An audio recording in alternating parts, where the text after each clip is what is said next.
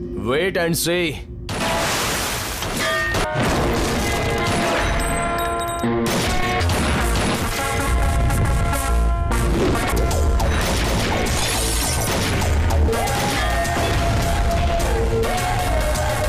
मैं तुम्हें छोड़ूंगी नहीं Abhimanyu. Halo sahabat, Assalamualaikum. Apa kabar? Semoga selalu sehat dan selalu bahagia. Terima kasih sudah subscribe dan selalu setia menyimak video-video SLMT TV. Tentunya, SLMT TV selalu hadir menemani waktu bersantai sahabat dengan alur cerita film-film pilihan. Nah, kali ini SLMT TV akan bercerita tentang sebuah film yang berjudul Inspektur Abhimanyu.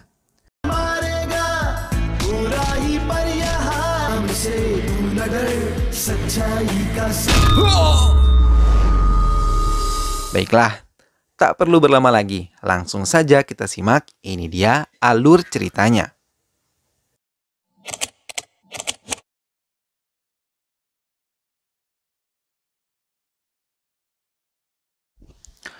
Di awal film, seorang polisi hebat bernama Abi mampu menembak dengan tepat saat latihan menembak hanya dengan satu peluru. Kemudian Abi menemui atasannya untuk meminta izin agar dia bisa memberantas semua teroris di dunia bawah. Dan yang dimaksud dunia bawah di film adalah sebuah istilah tentang perbuatan yang dilakukan oleh para mafia dan teroris. Di sana Abi pun mendapatkan izin dari atasannya dan dia pun dikirim ke daerah terpencil bernama Kolhapur. Yes sir. Good luck. Chalta hu sir. Kemudian Abi mendatangi kantor polisi tempat dia bekerja. Di sana Abi memberikan beberapa pertanyaan tentang hari kemerdekaan negaranya kepada rekan-rekannya dan hebatnya mereka semua mengetahui tentang hari kemerdekaan negaranya. Abi pun bangga dengan teman-temannya dan mengingatkan kepada teman-temannya tentang perjuangan para pendahulunya, dan karena hari ini adalah hari kemerdekaan negaranya, Abi pun berniat mengundang para tetua desa dan seorang anggota dewan yang kebetulan tinggal di sana. Orang tersebut bernama Twisnya. Menurut para polisi setempat, Twisnya sangat bersikap semena-mena karena dia memiliki jabatan dan juga harta. Tak hanya itu, anaknya Twisnya juga sama saja dengan ayahnya tersebut. Karena beberapa hari lalu anaknya itu mencoba memperkosa seorang gadis di sebuah kapal, dan untuk menyelamatkan dirinya dari pemerkosaan, si gadis tersebut pun melompat dari kapal itu. Dan beruntungnya dia diselamatkan oleh para nelayan setempat. Suatu hari Abi mendatangi sebuah sekolah dan bertemu dengan kepala sekolahnya. Karena si kepala sekolah ini menggratiskan biaya ke setiap murid-muridnya yang yatim piatu. Di sana Abi bertemu dengan Sika, seorang guru cantik yang membuatnya jatuh cinta kepada pandangan pertama. Di sana Abi berkenalan dengan Sika dan besoknya dia diajak Sika ke sebuah ruangan kosong berdua saja. Rupanya Sika ingin mengungkapkan kepada Abi bahwasannya dia juga jatuh cinta kepadanya. और अपने काम पर ध्यान दो, ओके? मुझे तो बहुत कुछ लगा, लेकिन क्या करें? Malam harinya ada seorang wanita yang saat itu sedang naik kapal dan si wanita itu didatangi beberapa pria yang mencoba menggodanya. Kebetulan di sana juga ada Abi yang langsung menolong si wanita dan dia juga terlibat perkelahian oleh salah satu preman di sana. Kemudian Abi pun dengan mudahnya melumpuhkan si penjahat dan memperingatkannya untuk tidak mengganggu orang-orang di kapal. Esok harinya Abi menerima telepon misterius yang mengatakan kalau kepala sekolah di sana adalah buronan internasional. Abi yang mendengar informasi itu segera menyuruh anak buahnya untuk memantau gerak-gerik dari Twisnya dan juga si kepala sekolah. Saat di kantor, Abi sedang berbicara dengan kawannya tentang orang-orang di dunia bawah. Karena orang-orang di dunia bawah ini atau para kriminalitas itu sangatlah pintar dan mereka diduga menggunakan teknologi yang lebih maju dibandingkan masyarakat biasa. Tak lama setelah itu Abi mendapati telepon misterius lagi yang dimana orang tersebut memerintahkan Abi agar menangkap si kepala sekolah. Orang misterius itu langsung menutup teleponnya. Abi yang penasaran pun meminta bantuan teman-temannya untuk melacak orang misterius tersebut. Di saat itu juga dia menelpon rekannya yang sedang mengintai Twisnya dan Twisnya sama sekali tidak menelpon siapapun. Setelah itu dia pun memanggil si kepala sekolah agar datang ke kantornya dan di sana Abi bertanya apakah si kepala sekolah memiliki musuh. Si kepala sekolah itu mengatakan kalau dia tidak memiliki musuh. और कोई बात? नहीं, तकलीफ के लिए मैं माफी चाहता हूँ. Setelah memanggil si kepala sekolah, dia juga ditelepon oleh atasan yang bertanya mengapa Abi memanggil si kepala sekolah ke kantor. Dan ternyata atasannya ini sudah berteman dengan si kepala sekolah saat masih menjadi mahasiswa di daerah Kalkuta. Esoknya Abi mendatangi si kepala sekolah yang sedang bermain catur sendirian. Abi bertanya mengapa dia bermain di kedua sisi. Lalu si kepala sekolah itu mengatakan kalau sebuah permainan akan menjadi mudah hanya ketika kita mengetahui permainan lawan. Lalu Abi memberikan undangan pernikahannya dengan Sika dan esok harinya keduanya pun melaksanakan pernikahan yang sangat meriah dan dikelilingi oleh orang-orang terdekat yang ikut bahagia juga melihat keduanya menikah.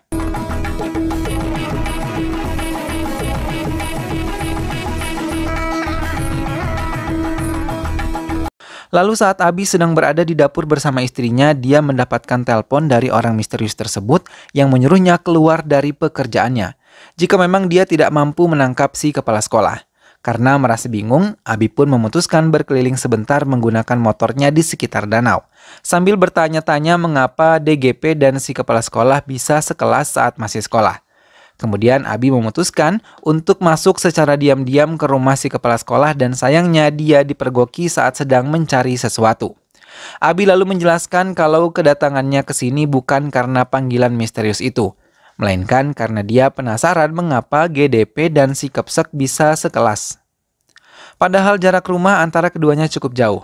Si kepala sekolah lalu memberikan sebuah berkas gelar kepada Abi dan mengatakan kepadanya kalau dia berkenalan dengan GDP saat masih menjadi mahasiswa di Kalkuta. Saat itu juga Adi pun meminta maaf atas kelakuannya dan pergi dari rumah tersebut. Sorry, sir. Saat Abi sudah pergi, si kepala sekolah ini rupanya memiliki sebuah pistol dan dia juga mempunyai teknologi yang canggih di rumahnya. Lalu tiba-tiba lampu menyala dan rupanya Abi tidak langsung pulang. Ketika melihat Abi, si kepala sekolah berusaha mengambil pistolnya dan ingin menembak Abi. Tapi Abi berhasil menjatuhkan pistol itu dan mengambilnya. Di sana Abi menemukan beberapa paspor palsu milik si kepala sekolah. Karena dirasa bukti yang dibutuhkan sudah cukup kuat, dia pun langsung membawa si kepala sekolah ke kantor polisi. Namun di tengah perjalanan, mobil yang dikendari Abi tiba-tiba saja diberhentikan oleh sekelompok orang dan mereka juga berusaha membunuh Abi. Abi yang berusaha melawan malah terkena tembakan di lengan kirinya dan rekannya yang berada di sana pun membawa Abi terjun ke sebuah sungai untuk menyelamatkan diri.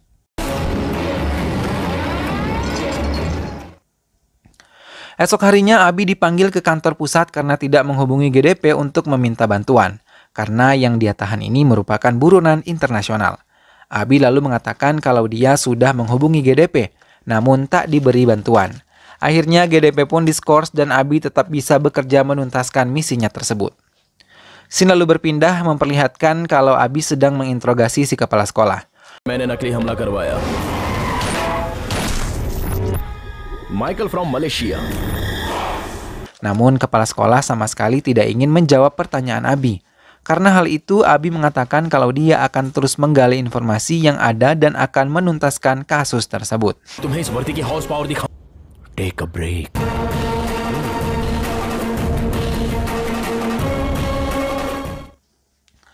Film lalu berpindah ke Dubai. Terlihat kalau seorang bernama Bai sedang menyusun rencana untuk menyerang Gedung Putih yang tepatnya akan dilaksanakan pada tanggal 24 Oktober. Ternyata mereka semua adalah para teroris yang berniat membunuh 22 presiden yang berada di sana dan menguasai negara-negara itu. Bai kemudian menelpon Menteri Dalam Negeri India dan bertanya siapa yang telah menangkap si kepala sekolah. Si menteri lalu mengatakan bahwa orang tersebut bernama Abi. Setelah itu, Bai pun memutuskan untuk pergi ke India.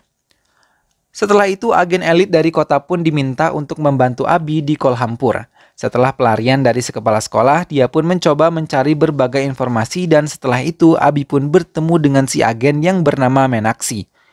Lalu dia juga memberikan si agen semua dokumen tentang si kepala sekolah yang telah ia ketahui.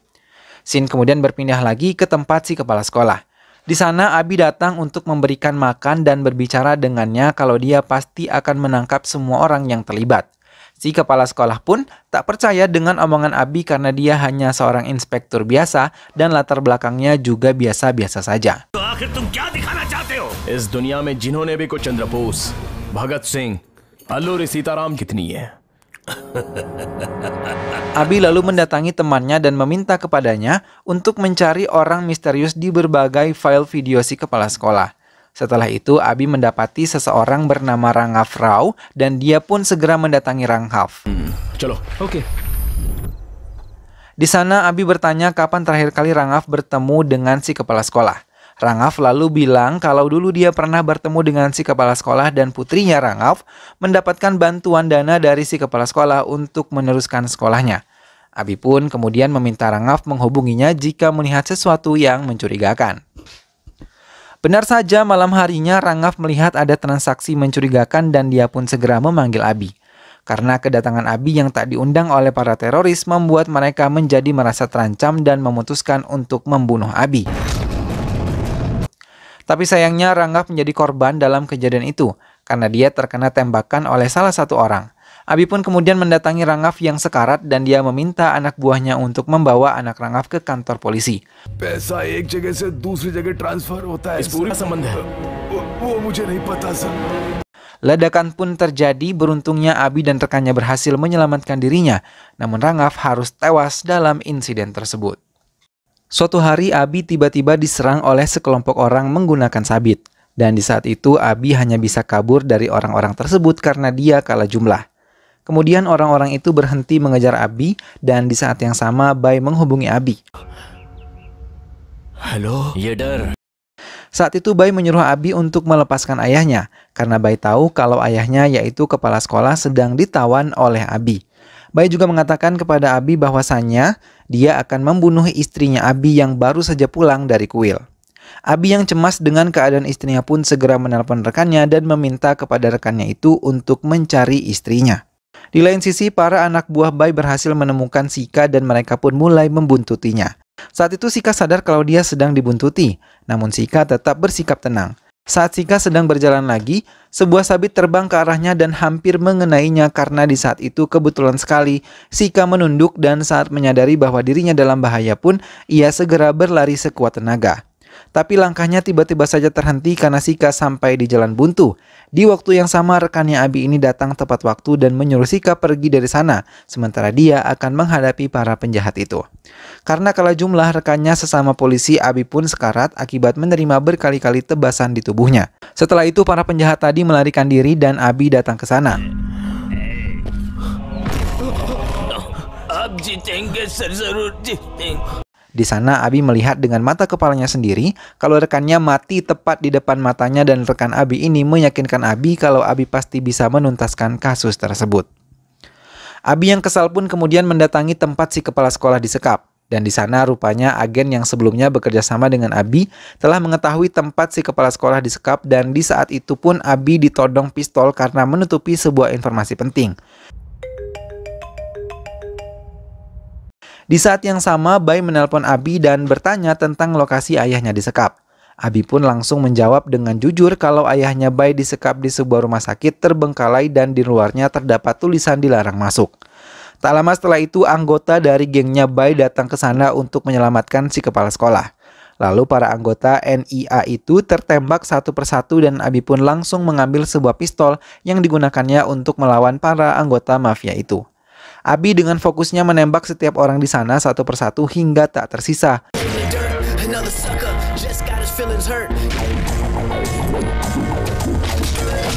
Dan di saat itu Abi memanfaatkan tabung pemadam kebakaran yang dia gunakan agar bisa kabur dari si agen dan akhirnya dia bisa membawa si kepala sekolah bersamanya.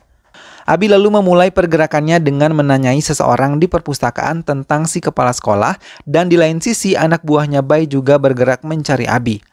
Lalu saat di jalan, anak buahnya Bai berhasil menemukan keberadaan Abi dan mereka pun segera menghajarnya.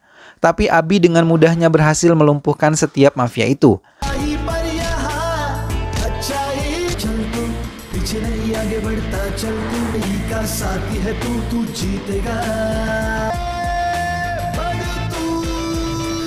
Sayangnya saat dia sedang lengah, kepalanya dipukul dengan keras hingga dia pun pingsan. Abi kemudian tersadar dan mendapati kalau dirinya berada di sebuah pabrik terbengkalai. Di sana juga terlihat kalau ada Bai yang sedang menunggunya. Bai mengatakan kepada Abi kalau dia tidak membunuh Abi karena ayahnya masih disekap oleh Abi. Dia meminta kepada Abi untuk memberitahunya lokasi ayahnya. Jika tidak, maka mereka akan membunuh Abi sekarang juga. Abi yang sudah membulatkan tekadnya untuk membalaskan dendam kematian temannya dan juga demi keamanan negaranya pun tidak takut dengan ancaman tersebut. Kemudian Abi mengambil rantai besi dan membuat 2 orang anak buahnya KO. Abi juga memanfaatkan ledakan dari gas pemadam kebakaran untuk membuat Bai terhempas. Lalu Abi pun memanfaatkan hal tersebut untuk menusuk Bai. Namun anak buah Bai malah menghantam wajah Abi dengan palu dan menembaknya yang membuatnya pingsan lagi. Di saat itu Meenakshi datang ke sana dan menembak semua anak buahnya Bai hingga tewas dan membawa Abi beserta Bai ke rumah sakit. Singkatnya, mau itu Bai ataupun Abi, keduanya sama-sama selamat dan Bai pun dijaga ketat oleh NIA. Sementara itu, Abi yang baru saja sadar meminta agar dia mengikuti rapat dadakan di rumah sakit itu, di mana di sana juga ada beberapa pejabat penting serta menteri dalam negeri. Di dalam rapat itu, Abi memimpin jalannya acara dan di sana dia meminta black card seorang menteri dan menjelaskan kalau di kartu ini memiliki teknologi yang sangat tinggi, karena kartu ini terhubung dengan berbagai server di dunia dan dijaga dengan sangat aman. Lalu dia memilih untuk ke Universitas Bengal. Di sana dia menanyakan semua informasi tentang orang lulusan sana yang sangat jenius dan pria tersebut bernama Arjun Prasad. Setelah itu Arjun Prasad pun masuk ke ruangan sidang. नमस्ते। Film lalu flashback di rumah dosennya Arjun yang bernama Siddharth. Siddharth menjadi lumpuh karena saat itu dia menjadi korban ledakan bom dan Arjun kehilangan keluarganya akibat ledakan bom di Mumbai tahun 1993. Di sana Arjun memberikan sebuah berkas yang dia beri nama Project U. Dia lalu bertanya kepada Siddharth ada apa dengan dunia bawah. Siddharth pun menjelaskan bahwa setiap negara berusaha menghindari Perang Dunia Ketiga dan mengadakan banyak KTT dalam konferensi. Tapi mereka tidak mengetahui kalau Perang Dunia Ketiga telah dimulai dan itu disebut dunia bawah. Itulah yang mengakibatkan munculnya teroris. हजार को नुकसान पहुंचाकर हमें गुलाम बनाना चाहता है। Terrorism, bomb blast. Kemudian Arjun memberikan saran kalau memang niat mereka untuk menghancurkan pasar keuangan kita, maka dia berpikir sebaliknya dengan menghancurkan pasar keuangan mereka.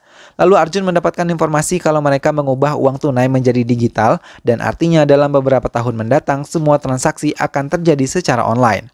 Jika kita menghancurkannya dengan menemukan waktu yang tepat, maka itu adalah ledakan bom terbesar di dunia bawah. Karena pemikiran Arjun tersebut, Siddharth pun terkesan dan menyerahkan Project U kepada Arjun.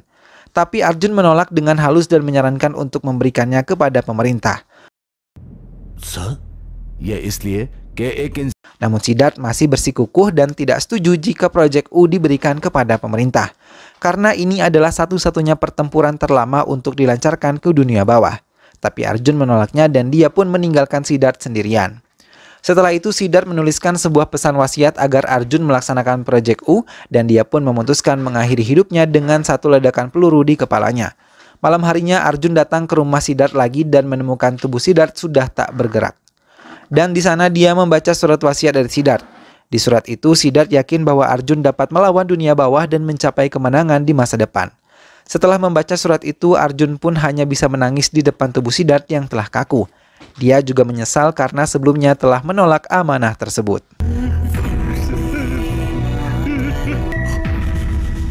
Hingga kini penyesalan tersebut masih menghantui dirinya. Kemudian dia pun bergabung di dunia bawah tanah sebagai akuntan dari bank yang berada di Mumbai. Dalam 4 tahun dia merancang sistem perbankan untuk dunia bawah dan menyamarkan identitasnya dengan membuka sekolah di Kolhapur pada tahun 2005 dan dari sana Arjun mulai mengoperasikan sistem tersebut. Bai yang melihat siaran langsung dari TV menelpon anak buahnya untuk memulai peledakan bomnya. Tapi Vicky, anak buahnya Bai, menolaknya karena mereka kini tidak memiliki uang sama sekali untuk membeli tiket penerbangan. Dan perbankan sama sekali tidak berfungsi. Di waktu yang sama, Vicky pun tertangkap oleh para polisi. Kembali ke ruangan rapat. Di sana Abi menceritakan kalau dia lahir dari keluarga yatim piatu dan harus menikmati hidup di jalanan tanpa kasih sayang kedua orang tuanya. Abi juga menikmati hari-harinya dengan perut yang kelaparan. Tapi hari ini Abi sangat bangga mengatakan bahwa ayahnya adalah Arjun Prasad yang mengorbankan seluruh hidupnya demi negaranya.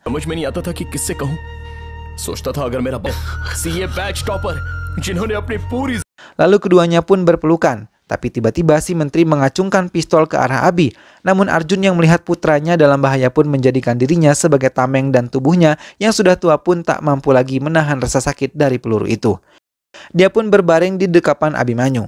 Di tangan Arjun tertulis sebuah pesan yang bertuliskan, "Setelah mencapai tujuan tidak ada lagi nilai kehidupan." Lalu Arjun pun menghembuskan nafasnya di pangkuan Abi dan film pun selesai.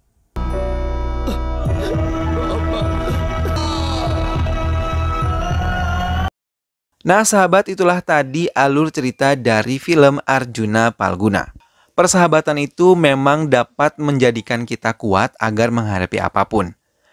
Kecerdasan sosok Arjun dalam mengelabui para musuhnya akhirnya mampu membuat mereka mengalahkan semua musuhnya dan mendapatkan banyak keuntungan bagi mereka.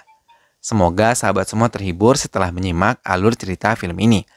Sampai berjumpa lagi di alur cerita film yang lainnya. Dukung terus SLMT TV dengan cara klik like, komen, share, dan juga subscribe. Terima kasih sudah menyimak video ini sampai akhir. Sampai ketemu lagi, sehat selalu sahabat, dan wassalamualaikum.